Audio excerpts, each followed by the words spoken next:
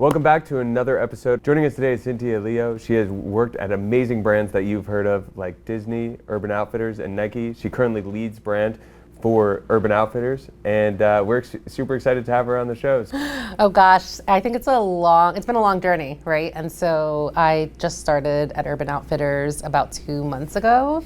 But I feel like the journey's been a long way. And so, should I start from the beginning? Yeah, I mean, we were talking prior to clicking record, right?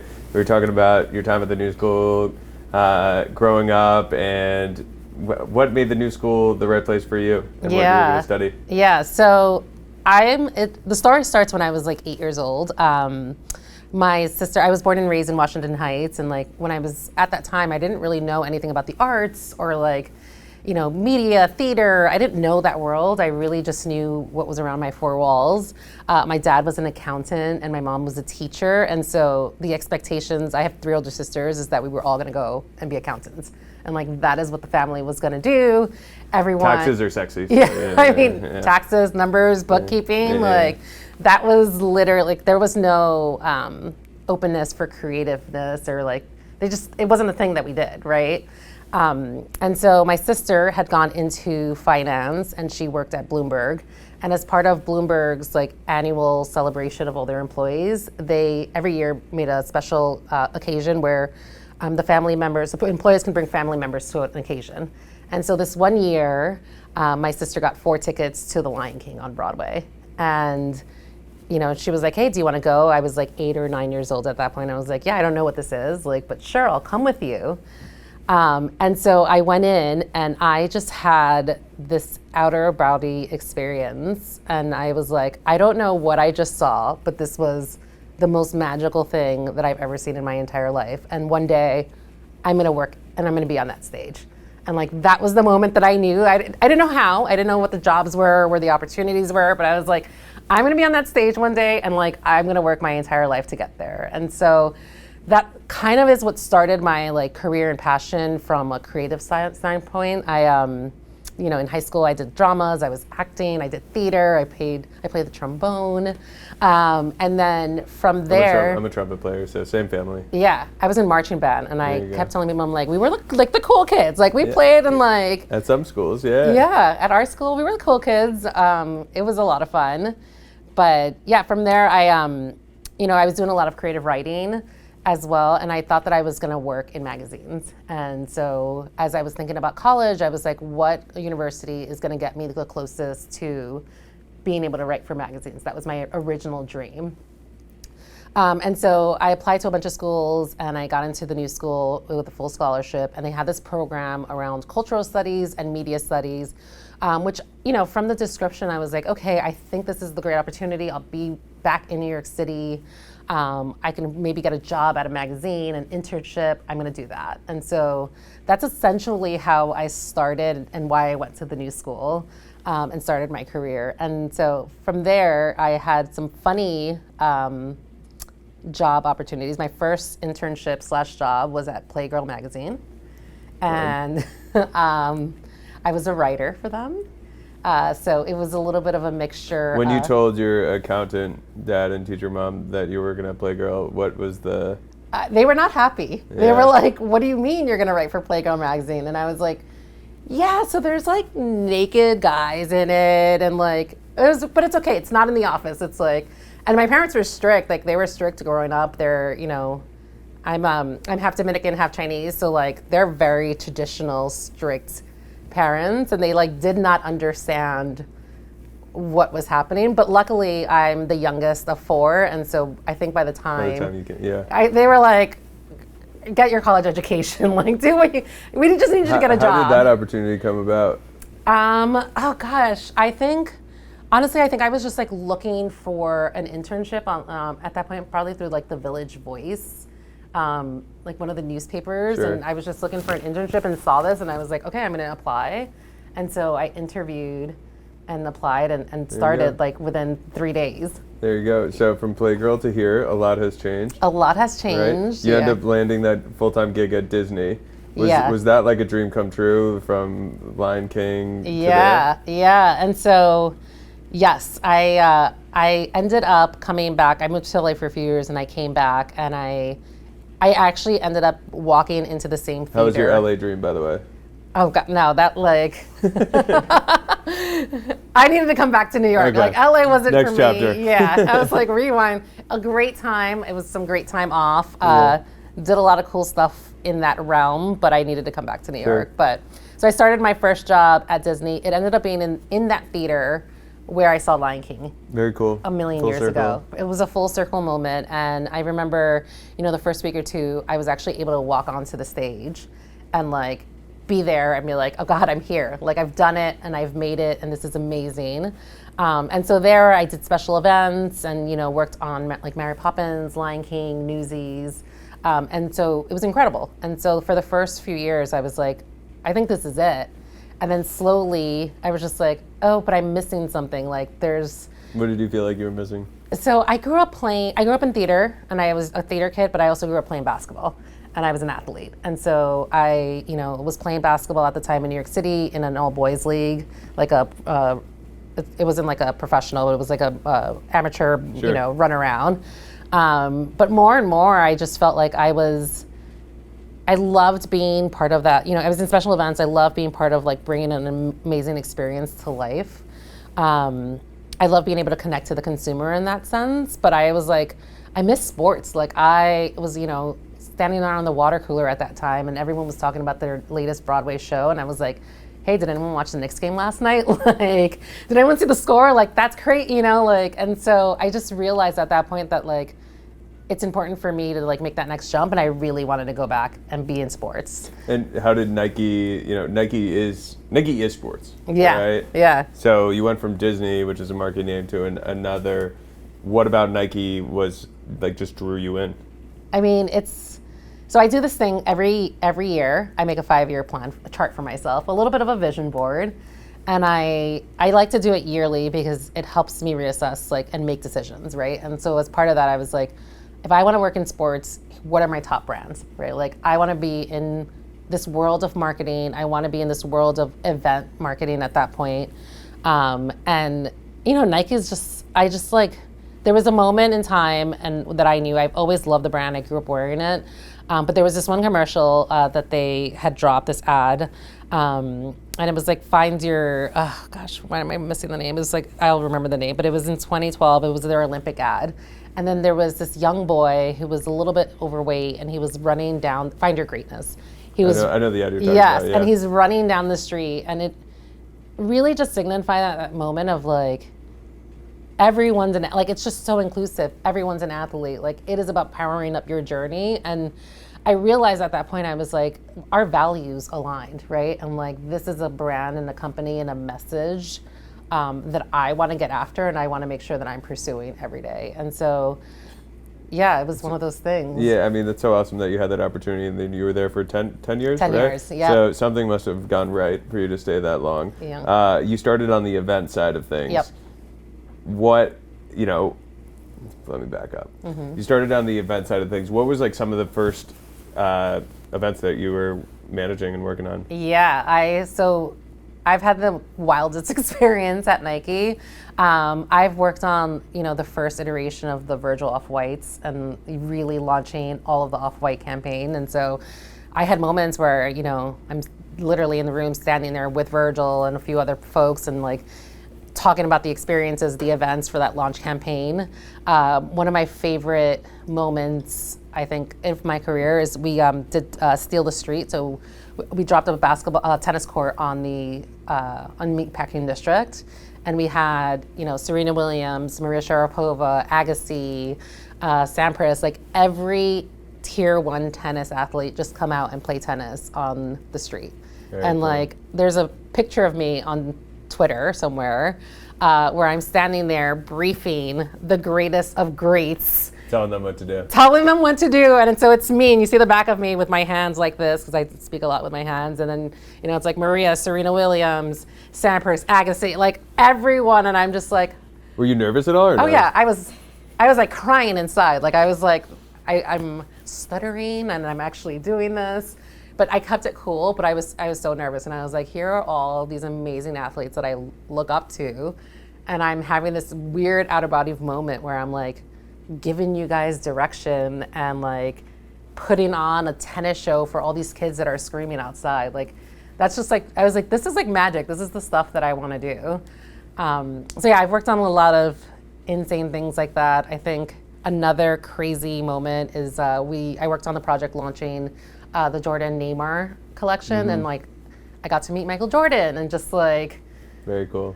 He was the nicest person, you know, just like really have like some time with Jordan, and you know. Was your husband just super jealous? Oh yeah, I was texting him the entire time. I was like, I just hugged Michael Jordan. I'm sitting next to him right now, you know. I'm like wanting to get a picture but couldn't.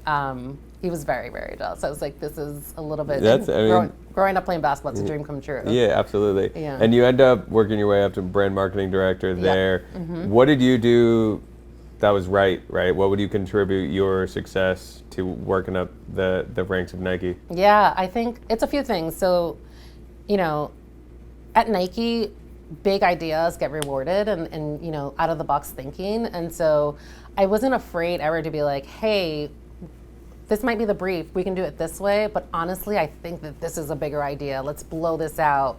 Let's think of it in a bigger and better way. And so I was constantly pushing, like, let's relook at the strategy. Let's think about the story we're trying to tell. Let's think about how we're connecting with that consumer and pushing it to the next level. And one day I had a conversation, you know, with one of my mentors at Nike, and she was like, hey, have you ever thought of going into brands? And I was just like, well, no, but I love being able to connect with the consumer and see these things come to life. And then she's like, yes, but then you can help actually build that strategy. And what is brand? I know what brand means, but I'd love to hear what you think brand means, especially when in that kind of role. Yeah. So brand marketing, the way that I describe it is that you are two roles. It's two big things. You are essentially creating the strategy and the vision of how you want to, and the message that you want to get to your consumer, right? And so you're thinking of like, what do I want to say to my consumer? And then how do I get that message to them? And then you work as a quarterback with all your cross-functional partners to bring that to life, right? And so I'll come in, and I went from like a functional partner as events to, you know, that more quarterback role. Of really coming in and being like, okay, here's what I want that consumer to feel. Here's the message. You know, here's how I'm relating this product that I'm launching, but in an exciting, fun way that is relatable to the consumer, right?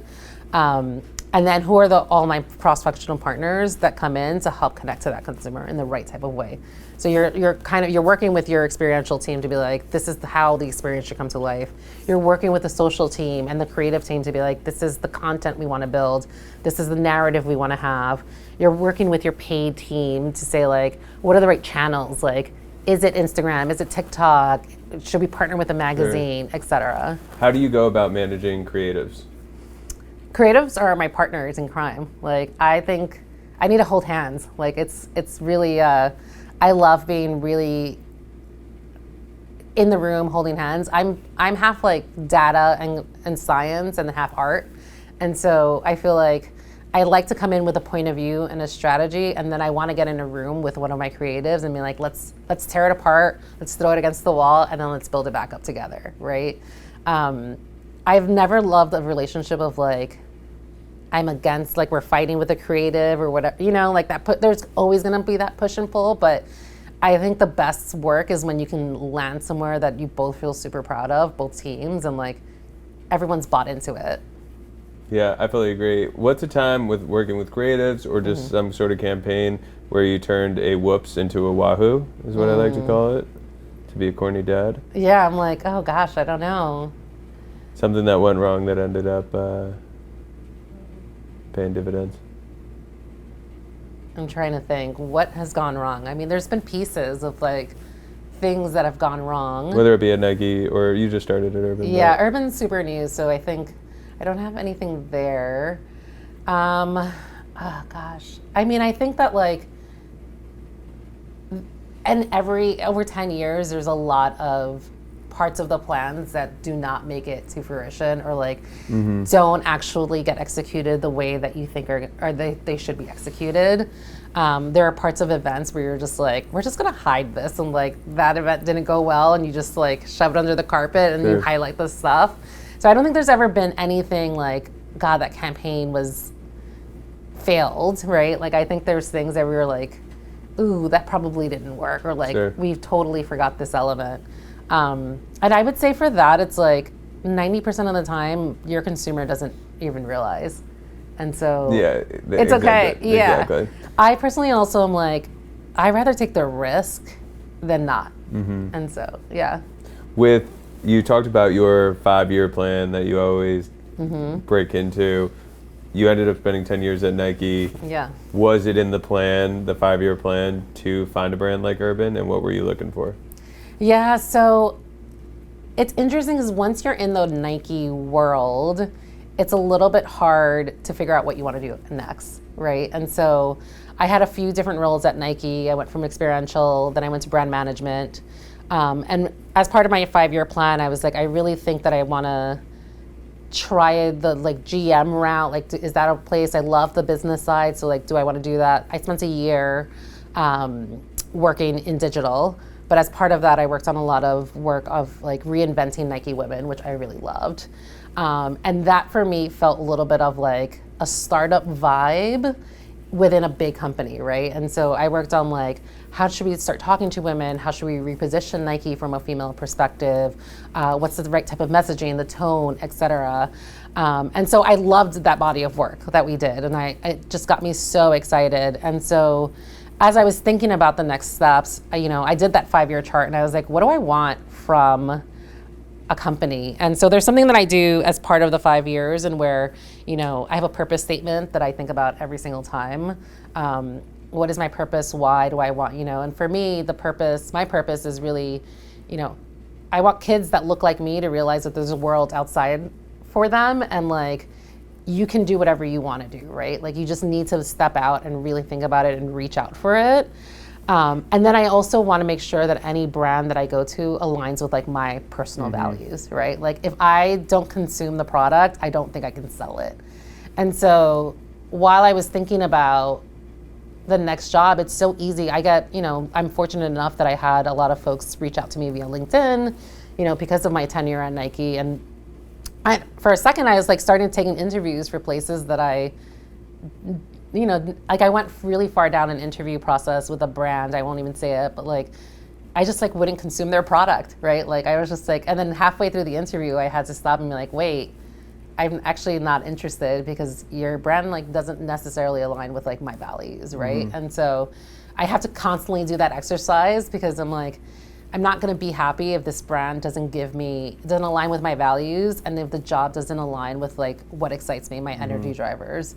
So I do this process where I think about my energy drivers, I think about my values, I think about my purpose statement, and then I went out and I was like, what brands can I do that with, right? And like, what brands will help, will make me happy in those 3 senses. And so when Urban Outfitters reached out, I was like, oh, it's a no-brainer. I grew up with this brand. This brand, when I was in college, I lived on in Union Square, and like that store on, I think it's on 14th and like 4th or 3rd, was like my second home. Like, when I didn't have friends, I would walk in there in the beginning, and I would just spend hours just like discovering things and looking at all the cool elements and the clothes, and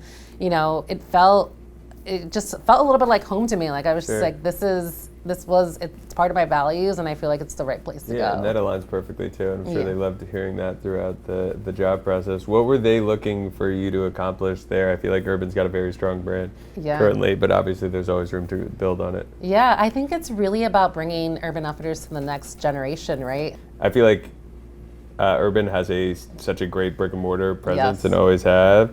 Like, are you guys thinking about doubling down there, or how do you view that versus e-com?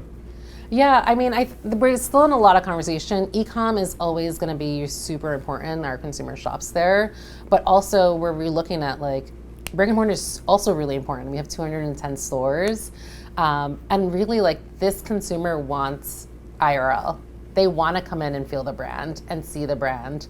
We're also seeing a ton of insights that this consumer is starting their journey and discovery online, but then they want to go into store, right? And really feel the store, be part of the store. And so I wouldn't say from a percentage wise, we're going to focus more on one versus the other, but it is a very, very important part of our journey. And we want to make sure that we are, going back a little bit of our heritage of like what that Urban Outfitters experience was when you walked into the store, but also making sure that like we're constantly serving them from an e-com perspective. Yeah, absolutely. And in your head, what's next for Urban? A lot of great things. We're excited. We have some really fun plans. I can't fully talk about some of the things, Sure. but like we just have some really excited brand marketing coming out. We are really thinking about how to connect again back with our consumer in exciting ways. We have some fun, playful ads that we're thinking about, but not like traditional ads. Sure. I'm really excited about the roadmap that we've laid out for the next year. I think that it's going to be reinvigorating again. I think that we just, again, I think we want to try some things. We want to be unexpected. We're going to test and learn a few things, and some things are going to pop off and some things might fail, and that's okay. Yeah.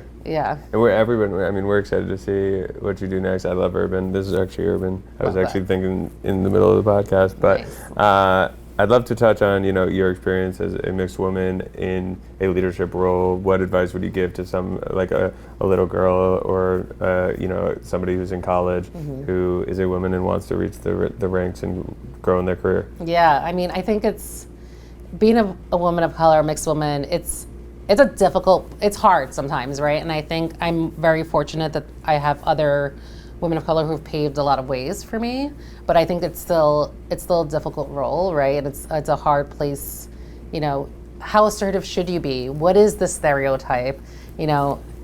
Especially around, Black Lives Matter and all of those things, it's like, a lot of those emotions came out of like, God, am I bringing my true self to work every day, right? Like, do I have to play a character to fit into this corporate environment? And so it's a hard juxtaposition to like get after. And so I would say one of my advice is like, be true to yourself, right? Like, you have to be true to yourself. If a corporation or a brand isn't okay with that, then that's probably not the place for you, right? Sure. Hold on to your voice. Your voice, your point of view is super important. And so make sure you're holding on to your voice, but make sure you're backing that up with strategy and data, right? And so like, everyone has an opinion, but a well thought out point of view is really what's going to win, right? And then keep networking. Like, it is half of the jobs and the doors that I've gotten into have been through other women of color. And I would say that, 70 to 80% of the opportunities that I've had were other women of color who were either mentoring me, who were introducing me to the right person, who was opening the right door for me. So it's, keep networking and having those conversations, because, I feel like as a whole, we're all looking out for each other, right? Like, I would say that. And then I think the last thing I would say is like,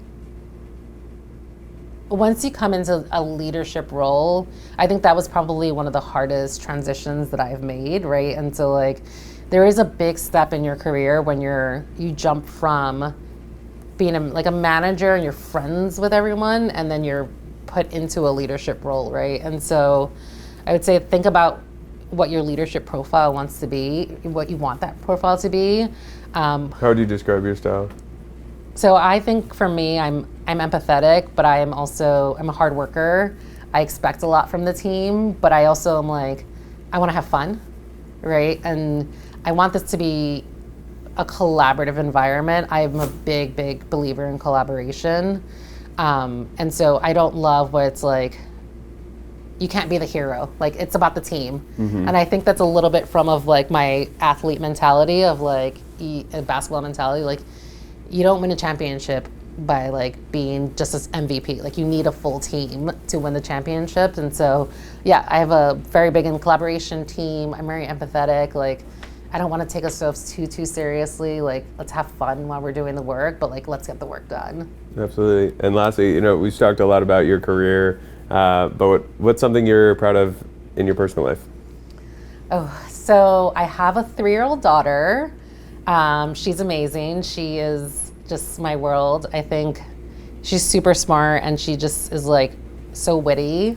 And so I'm really proud of her. I love being a working mother and in this, and showing her like, there are days I struggle with it. So like, there are days where I'm like, oh, like I'm such a type A, like I want to be the best at everything that I'm like, am I being a great mom and a great career person, right? But I'm really proud of her. I think she's great. And like, I work every day on making sure I'm finding that right balance of like being a good mom, being there for her, and then getting after my career, my work, and what I want to do as well. There you go. Yeah. I think that's a great place to, start tying up our interview and enter the quick question round. Okay. Amazing. Before we enter our quick question round, got to give a big shout out to our sponsor, Open Fortune. Never in my life did I think that I'd be recording a podcast sponsored by a fortune cookie company, interviewing amazing people on their career lives and personal journeys. Let's crack open one of these bad boys and see if our fortunes have anything to do with our conversation. Should I open one? Yeah. I'm excited.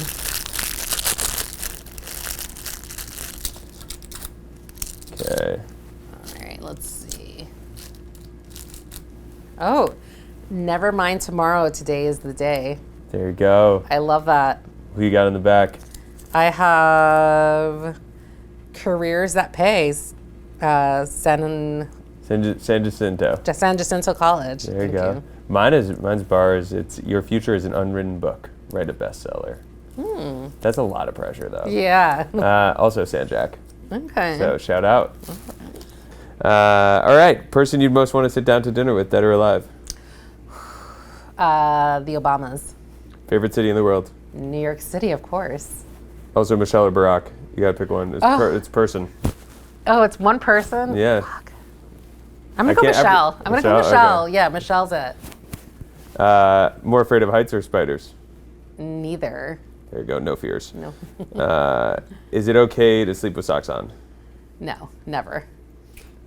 It's okay. Unless you're sleeping outside and camping. Yeah. Favorite rom-com? Oh my God. I'm not a big rom-com person. Favorite movie? League of Their Own. Great one. Favorite new school grad? New school grad, like a person? Yeah. Oh, I don't know. Say yourself. Myself. Yeah. Would you ever live abroad? If so, where? Yes, Amsterdam. Dying to move. Yeah, Amsterdam's the best. Yeah, it's so nice. Is Santa real? Yes, of course. Very real. Very real. In 40 years, what will people be nostalgic for? Oh, God. I feel like they'll probably be nostalgic for like real books. Actual paper-bound books. That's a good one. I feel like people already are a little nostalgic. I'm a little nostalgic. Yeah, I'm also nostalgic for CDs. Yeah. And mixtapes. Favorite women's basketball player? Ooh, right now it's so hard because you have I really like some of the college players. So Caitlin Clark is amazing. I really like Angel Reese. I like her attitude. Yeah. Yeah, I'm gonna say them. I'm super excited for them to get to the WNBA. Same. I'm a Liberty season ticket holder. So good. I love Sabrina. Sabrina's great. Yeah. But Caitlin is she's next level. Yeah. I did you caught it, but they had a great episode on her on the Daily. Yeah. I don't know if you listened to it. Yeah, 2 days ago. Yeah, it was great. I know. I'm I wonder, did they announce yet if she's gonna? Well, she's going pro. Go pro. Yeah. So I'm excited for I hope that brings energy and money to the Well, that's what they were talking about, yeah. right? We'll see. But the first Liberty game is against the Fever, which they have the number one pick. So they're going to draft. What's her name? Caitlin Clark. But what's the other? There's another girl that's a number one player also. On UConn. Oh, Paige. But she's not going to go number one. No, because she tore her ACL 2 or 3 times. Right. So she's unbelievable, but she's not going to Caitlin Clark. They and we'll cut this part, but they the Fever, they announced their season ticket and single game offering the same 20 minutes after Caitlin Clark announced that she's going pro. They're drafting her, and she's Midwest through and through. Yeah, I heard the ticket prices went. I mean, I'm gonna make about 1 full ticket on the season back on the first game.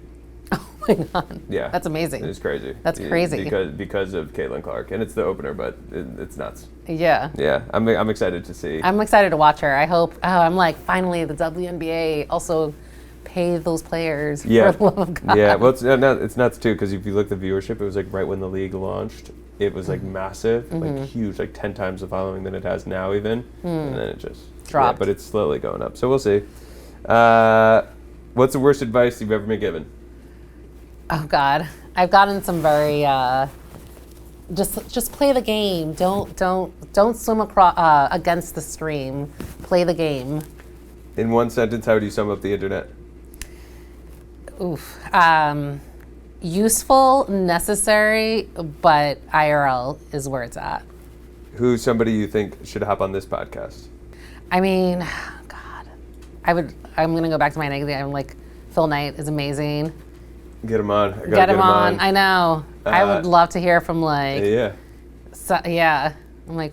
I mean, I've read his book and everything, but I think that he's really amazing. I've still got to read Shoe Dog. I've been sent it and recommended it so many times. It's so good. And talk to me about the next 5-year plan.